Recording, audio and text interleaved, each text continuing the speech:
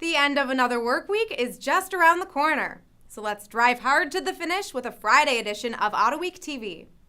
Coming up, we've got our first behind the steering wheel impressions of the Buick Verano compact sedan, so stick around. Now, here's what's going on in the car world. There's a new twist in the Saab saga. The Swedish carmaker has agreed to sell out to its Chinese investors.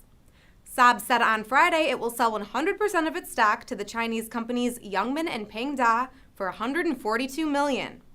The two companies have committed to investing about $700 million in Saab. Saab says the deal will let it pay off creditors and back wages for employees and get its assembly plant restarted. Saab hasn't built any new cars since June. The deal means that both Swedish automakers are now in the hands of Chinese companies. If restoring a classic first-generation Ford Mustang is on your project list or your bucket list, then Ford has a way to make it easier. Ford has certified Dynacorn International of California to produce a complete body shell of the 1965 Mustang convertible. All you need to do is add the powertrain, soft trim, folding top and paint, and you're ready to go. Dynacorn says its 65 Mustang body is better than the original. It uses better steel and modern welding techniques. The cost is $15,000. The Mustang body shell will be on display at the SEMA show in Las Vegas next week.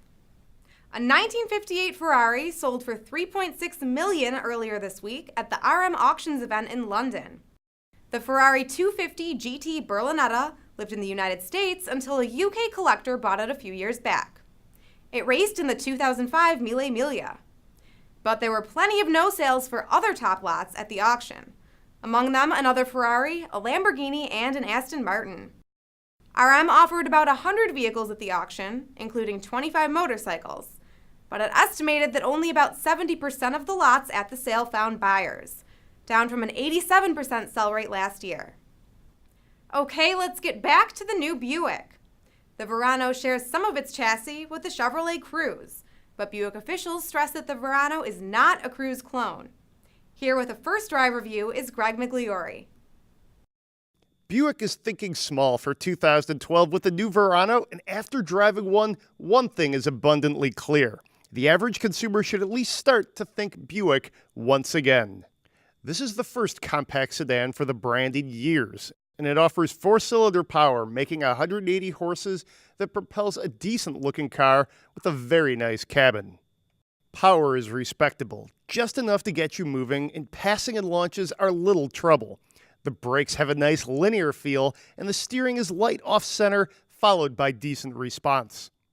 The chassis is well done. It's tight enough to have that smaller car sportiness that just comes naturally to some, maintaining bearing and composure in quarters and turns. It's also soft enough to smooth out most road imperfections. Now, the interior is reasonably quiet, and it's all wrapped in stately styling. This is all very subtle, but Buick is slowly getting its mojo back. Thanks, Greg. That wraps up another week of Autoweek TV. Keep up with the racing and car news all weekend long at Autoweek.com. And try to stay out of the Halloween candy. It's for the kids. We'll see you back here on Monday. Now get out there and enjoy the drive. Thanks for watching today's edition of Autoweek TV. Be sure to catch all the latest car enthusiast news on Autoweek.com, in Autoweek magazine, and in Autoweek's iPad edition.